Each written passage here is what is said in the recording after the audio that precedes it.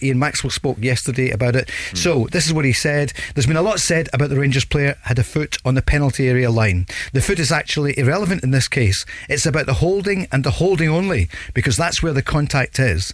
The holding begins outside the penalty area and then it continues on the line, and even arguably even beyond the line, fully into the penalty area.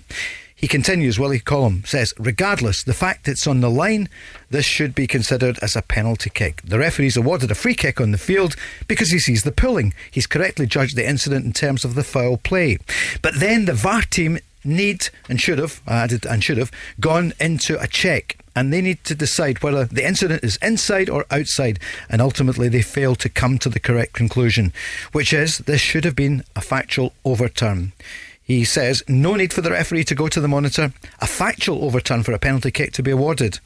And Willie said, I have to be very honest and say, people need to take time to make sure, is the holding inside or outside? But ultimately, when you look at the TV pictures here, it's not a difficult decision for the VAR team. They're not forensic enough in the analysis. They move far too quickly. I think they're thrown because the majority of the Rangers player's body is outside the penalty area, but that's irrelevant because it's the holding that they should be judging, and they should be making sure they get a clear image to show them that. And it continues into the penalty area. And finally, he says, we've dissected the incident because people will obviously hear me saying today that it's wrong, but that's not enough. We need now to understand, why did we get it wrong, and how do we make things better? How do we improve? What are the lessons learned from this incident? People will find it very hard to accept this error, very difficult to accept. Mark, what do you make of it? Yeah, well, I said Monday night that Willie Collum would come out and say a mistake had been made at a crucial time in the game. Obviously it should have been a penalty kick for Rangers, and I think we've all said that we don't blame John Beaton, the actual match referee. The blame lies with VAR. And what I highlighted on Monday for me, Paul, listen, Willie Collum's been brilliant.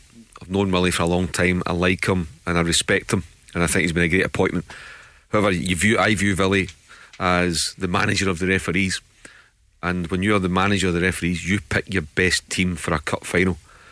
And I highlighted Monday, we have two designated VAR officials that never leave the van, Andrew Dallas and Greg Aitken. Why were they, one or both of them, not in VAR duty on Sunday? Because it's not all about decision making. I mean, Willie's line in there, they were too quick to move on from it, because it's understanding the technology and knowing how to work it. And some referees that are in the van are better than that, others, like we all are at different parts of our jobs.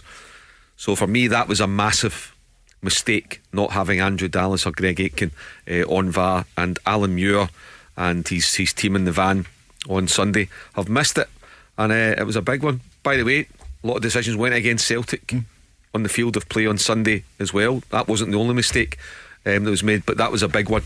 And it's good that he's come out, and we're getting dialogue and we're getting an insight into what's going on with the referees. Where you've got human beings, you get human error. Paul, you're still playing captain of Motherwell, so you have to be careful what you say. But for example, I know Stuart Kettlewell wasn't happy about an incident in your game, and Willie Collum, I think, has spoken to him about it as well. Yeah, that's right. We have a sort of similar incident when it's on the edge of the box. The boy can't see our left wing back coming in to take the ball, goes to clear it, volleys our boy, and it's pretty black and white. It's a penalty when you look back. But I think it's the sort of same sort of incident for me, in terms of that I think they've just rushed by it. They probably feel the heat from the fans, even though they're in a van away from here, but they'll feel the heat from the players. They can see how frustrating players get and how uptight fans get with how long it's taking. This is taking forever, this is ruining the game, and I feel that's affecting them. They just need to put that to bed and hope that they take their time and get it right. Of course.